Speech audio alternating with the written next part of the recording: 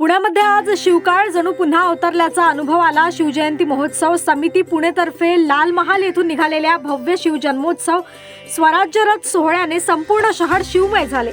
तिरुपती बालाजीच्या फुलांची आकर्षक सजावट असलेला जिजाऊ माँसाहेब शहाजी महाराज शिवज्योत मुख्य स्वराज्य रथ, त्या मागोमाग येणारे 96 स्वराज्य रथ, महाराणी ताराराणी शौर्य पथकातील 51 रणरागिणींची मर्दानी युद्धकला, 51 रणरागिणींची ललकारी आणि नादब्रह्म ढोल ताशांचा रणगजर या साऱ्यांनी वातावरण भारावून टाकले। लाखोंच्या संख्येने पारंपरिक पोशाखात सहभागी झालेल्या महिला आणि शिवभक्तांच्या जय शिवाजी जय भवानीच्या घोषणांनी पुणे दुमदुमून गेले। या ऐतिहासिक मिरवणुकीचे उद्घाटन केंद्रीय राज्यमंत्री मुरलीधर मोहोळ यांच्यासह मान्यवरांच्या हस्ते झाले। शिवरायांचा पराक्रम, स्वराज्याची परंपरा आणि मराठ्यांचा अभिमान जपणारा हा सोहळा भक्तिभावात आणि अभूतपूर्व उत्साहात पार पडला।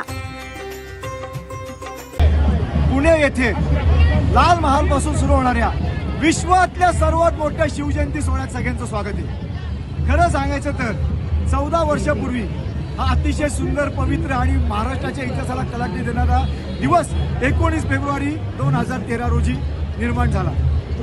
विश्वात अनेक राजे, रजवाडे, किंग, फेरोज, एम्परर्स होऊन गेले, पण कुठल्याही राजाची जयंती ज्याप्रमाणे आपण पुण्यामध्ये शिवजयंती साजरी करतो तशी होत नाही।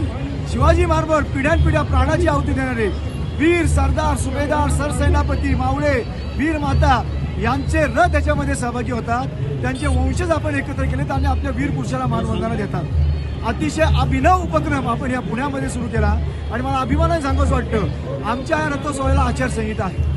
कुठल्याही डीजे लावायला परवानगी नाही, गुलाल भंडारा उधळण्यास परवानगी नाही, नाच गाणं करण्यास परवानगी नाही, कुठलाही व्यसन करून सहभागी होण्यास परवानगी नाही। फक्त आणि फक्त पारंपरिक खेळ, ढोल ताशा लेझिम तुम्हाला बघायला मिळेल। अतिशय वेगळा, अनोखा शिवजयंतीचा सोहळा या सर्व स्वराज्य घराण्यांच्या संगतीने मी विश्वाला दिला। आज मी तुमच्या माध्यमातून आवाहन करतो, तुम्ही जिथं कुठं असाल तिथनं एक दिवस तरी पुण्याला 19 फेब्रुवारीला या आणि या सुंदर देवळा याची डोळे बघा। या वेगवेगळ्या प्रकारचे कोणते देखावे तयार केलेले आहेत यावर्षी वेगळं हे काय आहे? यावेळेस म्हणजे मला आनंद सांगायचं वाटतं की महाराष्ट्रामध्ये जी बंड्स कम्युनिटी सहभागी झाली, बंड्स कम्युनिटी व्यवसायाला आली, तर त्या पुणे बंड संघाचे आणि तुलू संघाचे जवळजवळ 500 महिला आणि पुरुष सदस्य सहभागी झाले आणि त्यांनी पारंपरिक वेशभूषेमध्ये आपल्या शिवछत्रपतींना मानवंदना दिली। 51 रणरागिणींचं पथक सहभागी झालं, 51 रणशिंगांचं पथक सहभागी झालं आणि अनेक रथांपुढे तुम्हाला पारंपरिक खेळ दिसतील। डीजे लावलेला कुठेही दिसणार नाही।